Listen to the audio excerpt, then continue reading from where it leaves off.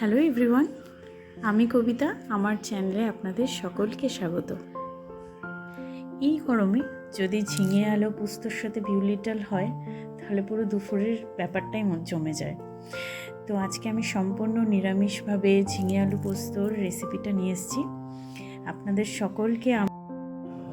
আমি এখানে 500 গ্রাম ঝিঙে নিয়েছি, ডুমো ডুমো করে আলু কেটে নিয়েছি। ঝিঙের সাইজটা অবশ্যই বড় রাখবেন।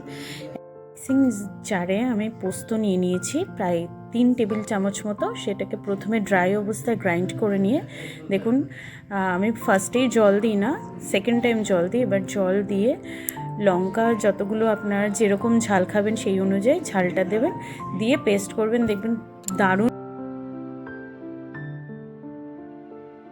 এবার আমি গ্যাসে কড়াই চাপিয়ে দিয়েছি। তারপরে কড়াই গরম হলে সর্ষের তেল দিয়ে দিলাম।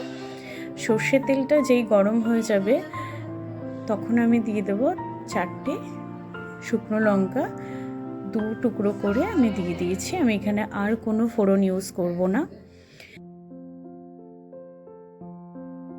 কড়াইতে তেল গরম হয়ে গেলে এবং শুকনো লঙ্কা ভাজা হয়ে গেলে আমি কেটে রাখা আলুগুলো ভালো করে ভাজবো।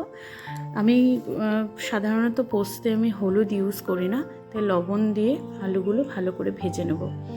একদম লাল লাল করে ভাজবো আলুটা, যাতে আমি যেহেতু জলের মধ্যে ইউজ করব না, তো ভালো করে যে আলুটা ভাজতে হবে যাতে সেদ্ধ হয়ে যায়।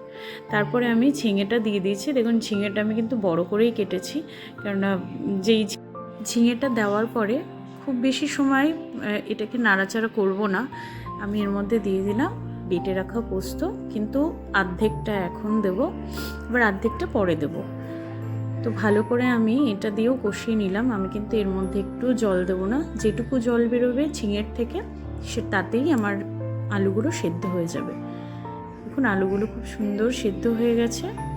আর একটু নাড়াবো, যেহেতু এটা আমি জল দিইনি, তো আর একটু টাইম লাগবে।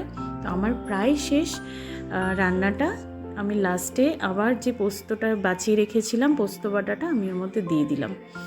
লাস্টে আমি ফ্লেভারের জন্য 2টো কাঁচা লঙ্কা কেটে দিলাম, আর একটু চিনি, সামান্য চিনি, আর ওপরে সর্ষের তেল দিয়ে বন্ধ করে দেবো। দেখুন আমার ঝিঙে আলু পোস্ত নিরামিষভাবে একদম রেডি।